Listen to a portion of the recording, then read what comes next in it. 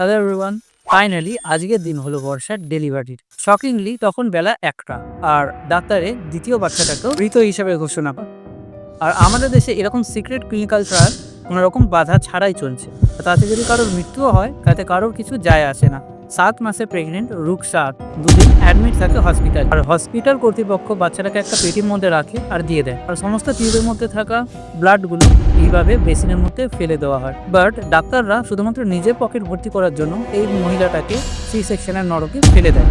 আজ থেকে প্রায় 9 বছর আগে 30শে নভেম্বর 2017 সালে আশিস কুমার আর তার ওয়াইফ বর্ষা নিজের যমজ বাচ্চার ডেলিভারি হওয়ার আগে চেক আপের জন্য একটা খুব ফেমাস হসপিটালে যায়। আর এই হসপিটালটা দিল্লির শালিমার বাগে অবস্থিত। তো ডক্টর চেক আপ চালু করে, আর সোনোগ্রাফি চলাকালীনই তিনি বর্ষাকে বলেন যে তার প্রেগনেন্সিতে একটু কমপ্লিকেশনস আছে, আর তারা ফোর্স করতে থাকে যে বর্ষার যাতে 9 মাস হওয়ার আগেই যেন তার ডেলিভারি করা হয়।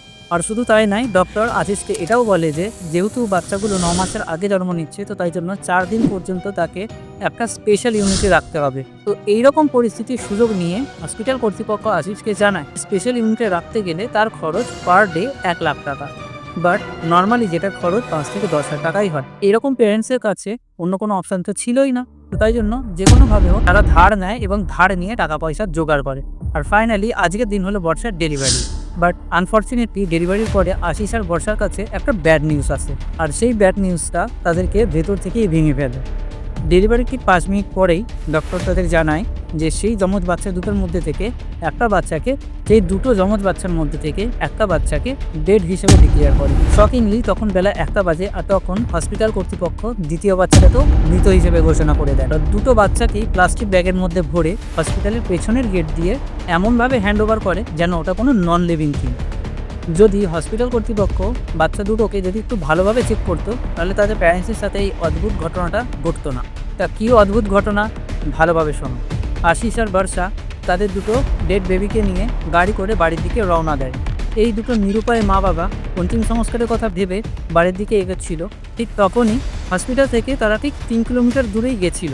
ঠিক তখনই প্লাস্টিকের ব্যাগের মধ্যে একটু নড়াচড়া দেখা যায়। সেই নড়াচড়াটা দেখে আশিস কুমার আর তার বাবা কৈলাস কুমারের যেন শ্বাস বন্ধ হয়ে যায়। ভয়ে ভয়ে কৈলাস কুমার যখন সেই প্লাস্টিকের ব্যাগটা খুলে দেখলো, তো তখন তাদের পায়ের তলা থেকে মাটিই সরে গেল। সেই টুইন্সের মধ্যে থেকে একটা বাচ্চা তখনও বেঁচে ছিল, আর যেই কন্ডিশনে ছিল সেটার বিবরণ না পারাই ভালো। একটুও দেরি না করে তারা সেই বাচ্চা দুটোকে নিয়ে পাশের একটা হসপিটালে চলে যায়। দুটো বাচ্চার মধ্যে থেকে একটা বাচ্চা তো মৃত ছিল, বাট একটা বাচ্চা তখনও বেঁচে ছিল। যেই বাচ্চাটা বেঁচে ছিল সেই বাচ্চাটাকে ভেন্টিলেটরের মধ্যে রাখা হয়। তারপরে 5 দিন পরে সেই বাচ্চাটা সেই ভেন্টিলেটরের মধ্যেই মারা যায়। এরকমই তার থেকে 1.5 বছর আগে দিল্লির মধ্যে একটা হসপিটালে 7 মাসে প্রেগনেন্ট রুকসাত 2 দিন অ্যাডমিট থাকে। তারপরে 19 ফেব্রুয়ারিতে তার ডেলিভারি হয়, আর তার কিছুক্ষণ পরে ডাক্তারে সেই বেবিটাকে ডেড হিসেবে ডিক্লেয়ার করে দেয়। ভাবাই যায় না হসপিটাল থেকে বাচ্চাটাকে একটা পেটির মধ্যে রাখে আর পেটিটাকে সিল প্যাক করে প্যারেন্টসের হাতে তুলে দেয়। বেচারা মা বাবা বাচ্চাটাকে তখন সেখান থেকে নিয়ে চলে যায়। বাচ্চাটাকে কবর দেওয়ার জন্য তারা গর্তও খুঁড়ে ফেলেছিল। তারপরে পেটিটা সিল খুলে যখন বাচ্চাটাকে বার করে, তখন তারা অবাক হয়ে যায় যে বাচ্চাটা তখনও বেঁচে ছিল আর বাইরে আসার জন্য ছটফট করছিল। তারা দুজন কী করে, সাথে সাথে বাচ্চাটাকে আবার সেই হসপিটালে নিয়ে চলে যায়। বাট হসপিটাল কর্তৃপক্ষ তাকে অ্যাডমিট নেয় না। একটু ভেবে দেখেছো, যেসব ডাক্তারদের আমরা ভগবান ভাবি, তার আড়ালে এসব কি লুকিয়ে আছে? আর যেসব চকচকে হসপিটালের বড় বড় বিল্ডিং আর ইনফ্রাস্ট্রাকচার দেখে বাইরে থেকে স্বর্গ বলে মনে হয়, আসলে সেটা স্বর্গে পৌঁছানোর জায়গা হয়ে গেছে। আজকে দেখতে পাবে হসপিটালের কিছু স্ক্যাম যেটা ওপেনলি হচ্ছে, আর কিছু রিয়েল লাইফ স্ক্যাম নিয়ে আলোচনা করব, আর দেখে নেব যে এই স্ক্যামগুলো কিভাবে হচ্ছে। আর মোস্ট ইম্পর্টেন্টলি এটাও জেনে নেব যে তুমি নিজেকে আর নিজের ফ্যামিলিকে কীভাবে স্ক্যামের হাত থেকে বাঁচাতে পারবে। তাহলে চলো প্রথম থেকে শুরু করা যাক। সাল 2021-এ Asian journal of management and commerce, একটা জার্নাল, ইন্ডিয়াতে বাড়তে থাকা হেলথ কেয়ার ফ্রডের ওপরে একটা রিপোর্ট সাবমিট করেছে। এই রিপোর্ট অনুযায়ী ইন্ডিয়াতে 40% স্ক্যাম গভর্নমেন্ট হসপিটালে হয়, আর 60% প্রাইভেট হসপিটালে হয়। এই বাড়তে থাকা ফ্রডের মূল লক্ষ্যই হলো সেই মানুষগুলো যারা হেলথ ইন্স্যুরেন্স নিয়ে রেখেছে। তো করে বুঝবে হসপিটালে অ্যাকচুয়ালি হয়টা কি। বোঝার জন্য বলছি, ইমাজিন করো এটা হচ্ছে পার্সন এ, আর এনার সাথে একটা পেশেন্ট আছে যিনি হসপিটালে গেছেন ট্রিটমেন্টের জন্য। আর হসপিটাল থেকে জিজ্ঞাসা করা হয় যে এই মানুষটার হেলথ ইন্স্যুরেন্স আছে কি না। যদি না বলে দেয় তাহলে এই মানুষটা তো বেঁচে গেল, আর যদি হ্যাঁ বলে তাহলে এই মানুষটার পেছনেই পড়ে যাওয়া হয়। তুমি যদি গব্বর ইজ ব্যাক মুভিটা না দেখে থাকো তাহলে একবার অবশ্যই দেখে নেবে। হেলথ ইন্স্যুরেন্স থাকলে ট্রিটমেন্টের সমস্ত খরচা ইন্স্যুরেন্স কোম্পানিগুলোকে বেয়ার করতে হয়, যার জন্য মানুষ খরচা নিয়ে ভাবেই না। আর হসপিটালরাও এই জিনিসটার খুব ভালোভাবে সুযোগ নিয়ে নেয়। যেরকম কোনো মানুষের যদি পেটে ব্যথা থাকে তো তাহলে তাকে কত রকম টেস্ট করতে দিয়ে দেওয়া হয়, অবশেষে দেখা যায় যে সেই টেস্টগুলোর সাথে সেই মানুষটার রোগের কোনো লিঙ্কই নেই। আর এতগুলো টেস্ট দেয় তার কারণ হচ্ছে যত বেশি টেস্ট দেবে হসপিটালের ততই বেশি প্রফিট হবে, যত বেশি টেস্ট তত বেশি বিল আর তত বেশি ইনকাম। আর তার থেকেও বড় কথা যে পেশেন্টও এই জিনিসটাকে অত সিরিয়াসলি নেয় না, তার কারণ খরচা তো ইন্স্যুরেন্স কোম্পানি বিয়ার করে। বাট সবার আগে এটা ভাবা উচিত, ইন্স্যুরেন্স কোম্পানি যতই টাকা দিক না কেন শরীরটা তো তোমারই খারাপ হচ্ছে, তাই না? তোমারই বডিতে আননেসেসারি চেঞ্জেসগুলো আসছে। এই স্ক্যামটাকে আরও ভালোভাবে করার জন্য হসপিটাল কর্তৃপক্ষ আরও একটা স্ক্যাম করে, যার নাম হচ্ছে অ্যাডমিশন স্ক্যাম। অ্যাডমিশন স্ক্যাম মানে হলো বিনা কোনো দরকার ছাড়াই পেশেন্টকে অ্যাডমিট করে নেওয়া। এই দুটো স্ক্যাম রিলেটেড তোমাদেরকে একটা রিয়েল ইনসিডেন্ট বলছি, শোনো। কীভাবে ইন্স্যুরেন্সের টাকার জন্য পেশেন্টকে জবরদস্তি ভর্তি করে তার থেকে টাকা ইনকাম করা হচ্ছে। ঘটনাটা শুরু হয় 5ই ফেব্রুয়ারি 2020-তে, যখন হিমাংশু নিজের বাচ্চাকে দিল্লির শালিমার বাগে একটা ফেমাস হসপিটালে নিয়ে যায়। কি হয়েছিল, তার 1.5 বছরের বাচ্চার কিছুদিন ধরে ফিভার আর লুজ মোশনের প্রবলেম হচ্ছিল। ডাক্তারে চেক আপ করে, আর চেক আপ করার পরে তাকে জিজ্ঞাসা করে যে তার কি মেডিকেল ইন্স্যুরেন্স আছে। হিমাংশু হ্যাঁ বলে দেয়, আর হ্যাঁ বলার সাথে ডাক্তার তাকে অ্যাডমিশন করার কথা বলে, আর সাথে সাথে অ্যাডমিশনও করে দেয়। বাচ্চাটাকে সাথে সাথে অ্যাডমিট করে নেওয়া হয়, আর তারপরে ব্লাড টেস্টের জন্য নিয়ে যাওয়া হয়। ভেতরে নিয়ে যাওয়ার পরেই তারা প্ল্যান করতে থাকে কিভাবে বাচ্চাটাকে আরও বেশি দিন পর্যন্ত হসপিটালের মধ্যে রাখা যায়। তাদের এই প্ল্যানটাকে ফুলফিল করার জন্য 6 ফেব্রুয়ারিতে আবার কিছু টেস্ট করতে বলা হয়। আর শকিংলি যে ডাক্তার টেস্ট করছিল দূর থেকে দেখেই বলে দেয় যে বাচ্চাটার অ্যানাল এরিয়াতে কাটস লাগছে, মানে ফিসার্স হচ্ছে। আর বিনা কোনো কিছু ভেবে চিনতে তাকে মোবিকল নামের একটা ওষুধ প্রেসক্রাইব করে দেয়। এবার মোবিকল মেডিসিনটা কিসের, যারা জানো না তাদেরকে বলে দিই। মোবিকল হলো একটা contra indicated medicine. Contra indicated medicine হলো এমন একটা ওষুধ যেই জিনিসটা শরীরে থাকা কোনো কমপ্লিকেশনসকে আরও বেশি সেভিয়ার করে দেয় বা আরও বেশি বাড়িয়ে দেয়। যেরকম বোঝার জন্য বলছি, ধরো তোমার পিনাটসে অ্যালার্জি আছে, আর যদি কেউ তোমাকে পিনাট বাটার স্যান্ডউইচই খাইয়ে দেয় সেটা তোমার হেলথের জন্য অনেক বেশি হার্মফুল হবে, ইনফ্যাক্ট তোমার ডেথও হতে পারে। আর মোবিকল সেই বাচ্চাটার সাথে ঠিক এই জিনিসটাই ঘটিয়েছে। তার কারণ মোবিকল কনস্টিপেশনকে ঠিক করার জন্যই দেওয়া হয়, তার কারণ মোবিকলই লুজ মোশন ক্রিয়েট করে। এই জন্য বাচ্চাটার কন্ডিশন আরও বেশি খারাপ হয়ে যায়। আর হসপিটাল কর্তৃপক্ষ এখানেই থামেনি, তারা মেডিসিনটা মুখ দিয়ে না খাইয়ে ডিরেক্টলি ইনজেক্ট করে দেয় বাচ্চাটার বডিতে। বাচ্চাটার বডিতে জলের পরিমাণ এত কমে যায় যে বাচ্চাটা সিভিয়ার শক স্টেটে পৌঁছে যায়, তাকে সাথে সাথে আইসিইউতে শিফট করতে হয়।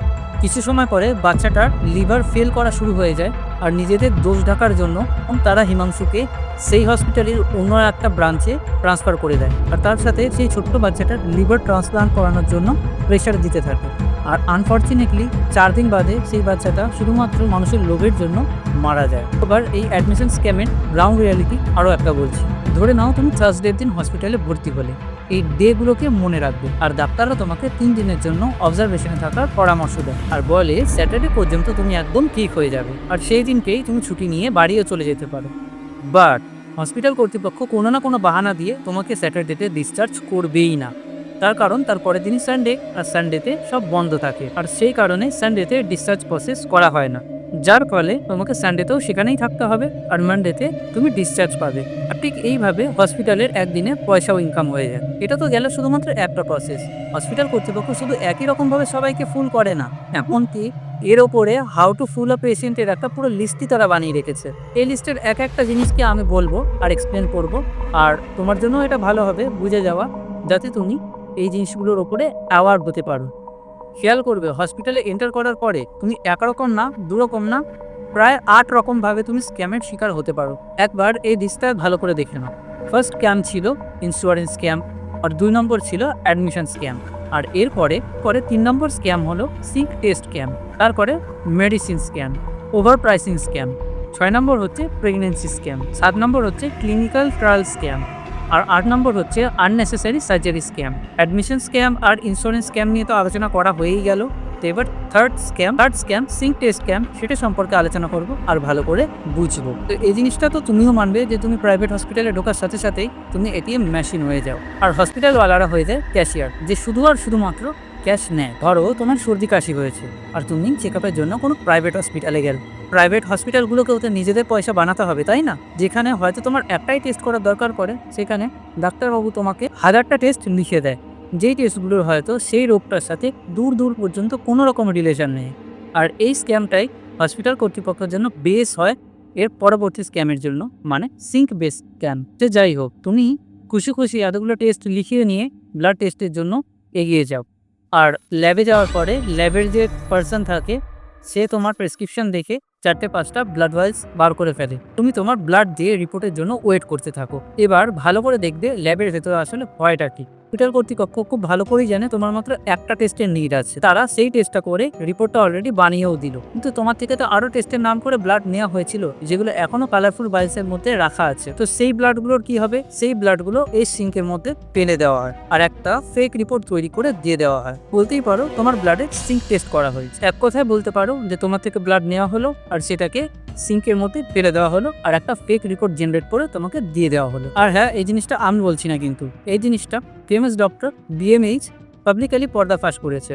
এমনকি ডক্টর বিএমএইচ তিনি দেশের সবচেয়ে প্রেস্টিজিয়াস অ্যাওয়ার্ড পদ্মভূষণও পেয়েছেন। ডক্টর বিএমএইচ সাল 2015 সালে নিজে কিছু অবজারভেশনও পাবলিক করেছেন। তিনি বলেছেন যে ডক্টরস নিজেদের হসপিটাল ম্যানেজমেন্টকে খুশি করার জন্য আর তাদের পকেট ভর্তি করার জন্য এই ধরনের আনএথিক্যাল প্র্যাকটিসেসকে এক্সিকিউট করছে। আর এই সিঙ্ক টেস্টও এই বড় গেম প্ল্যানের একটা পার্ট।